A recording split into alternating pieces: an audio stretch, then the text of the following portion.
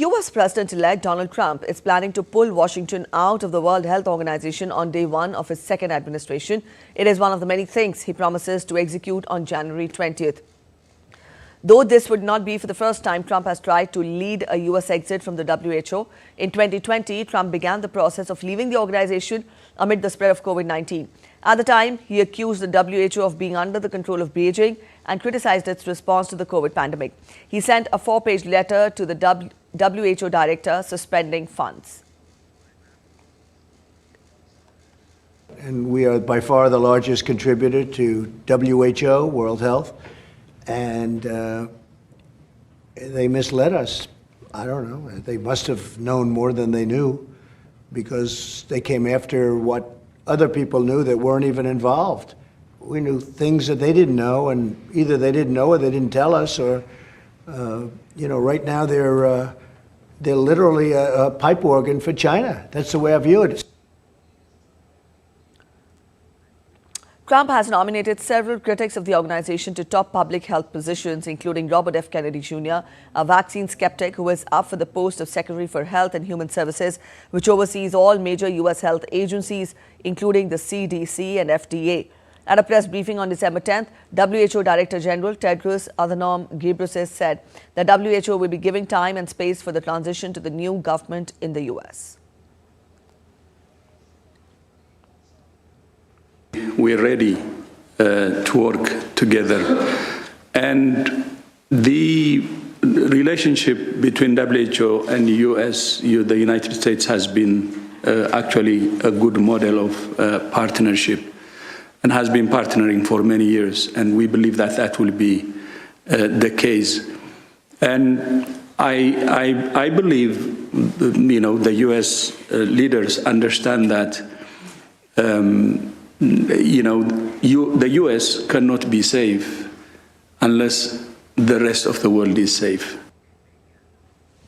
All right, Amit Mukherjee tells us more on this. Amit, good morning. Now, we've just told our viewers broadly about Trump's intention of withdrawing Washington from the WHO on the first day of office on January 20th.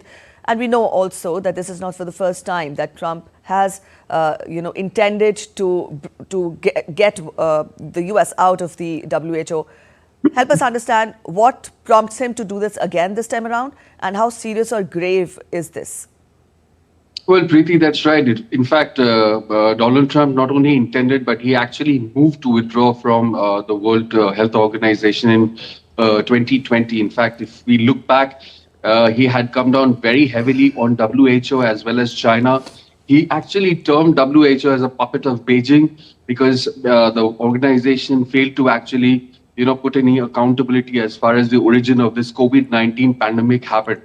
In fact, the world's attention was on China because that was the place from where the COVID-19 virus actually seemed to have originated. And Trump, who was the president at that point in time, was very, very critical about World Health Organization's role.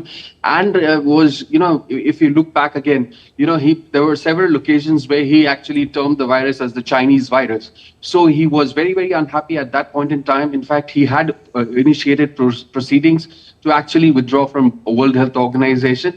And he thought might as well we do the kind of money which US gives to World Health Organization, if that fund is diverted into the US, into the to handle the state's health services, it would show better results. They could divert the money because the entire world's surveillance, a lot of diseases surveillance across the world, which actually is done by World Health Organizations, are based on the fundings which they get from the US administration.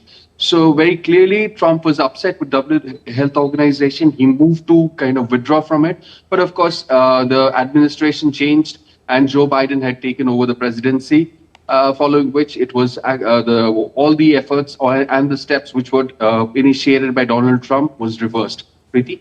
All right, Amit, we know that US is the largest contributor of funds to WHO. Given its role, how serious or grave would this be for WHO if the US withdraws from the organization? Like I said, a lot of disease surveillance across the world, as well as, quick response time to a lot of pandemics and disease outbreaks which happen across the world, especially the third world countries or the global south countries, that actually is taken care by the World Health Organization. And of course, US being the largest contributor of the funds to WHO, all those diseases, whether they are new ones or which has been kind of wreaking havoc over a large spread of geographic regions, those diseases are kind of tackled by World Health Organization. Again, like you said, the funding largely is done by the US administration. So definitely it will be hit at some point in time. But again, as we see the Trump administration, which is due to take over on 20th January, is already drawing its list of priorities. And as promised in the US elections, that the health services of US will be improved.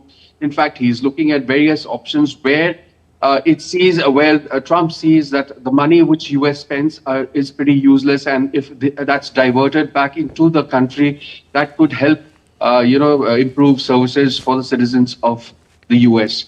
Preeti? All right, Amit, we'll leave it here. Thank you so much for joining in with those details.